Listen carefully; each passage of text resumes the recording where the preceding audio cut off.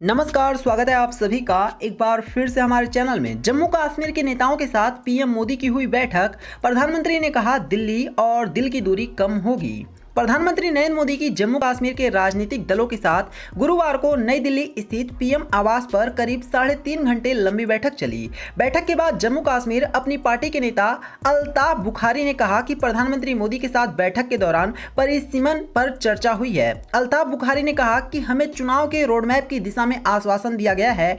PM ने यह भी कहा कि हम पूर्ण राज्य का दर्जा बहाल करने को लेकर प्रतिबद्ध हैं। बीजेपी नेता निर्मल सिंह ने कहा कि सभी पार्टी प्रधानमंत्री मोदी के साथ बैठक के दौरान इस बात पर सहमत हुई हैं कि जम्मू कश्मीर में शांति होनी ही चाहिए और लोकतांत्रिक सरकार से एक सरकार आनी चाहिए। उन्होंने कहा कि पीएम मोदी ने सभी नेताओं से यह अपील की है कि शांति तभी आएगी जब सभी एक साथ मिलकर काम करेंगे।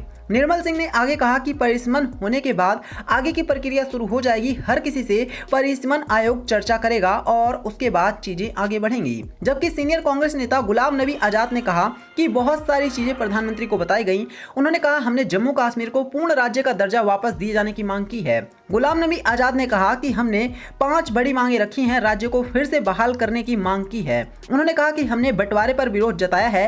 कश्मीरी पंडितों के पुनर्वास की मांग रखी है। इसके साथ ही राजनेताओं की हिरासत, जमीन और रोजगार गारंटी का मुद्दा भी उठाया है। सूत्रों के मुताबिक बैठक के दौरान प्रधानमंत्री मोदी ने कहा कि दिल्ली की दूरी और दिल की दूरी अब कम हो जाएगी। पीएम ने कहा कि जम्मू कश्मीर का भविष्य बेहतर बनाएंगे। प्रधानमंत्री ने आगे कहा कि परिसीमन की प्रक्रिया पूरी होते ही चुनाव कराएंगे। उन्होंने कहा कि पूर्ण राज्य का दर्जा बहाल करने को लेकर हम पूरी तरह से प्रतिबद्ध हैं। इसका मतलब यह है कि जम्मू कश्मीर अब पूरी तरह से केंद्र शासित एक पूर्ण राज्य बनने वाला है, जिसके लिए जम्मू कश्मीर के लोगों को अभी से बधाई।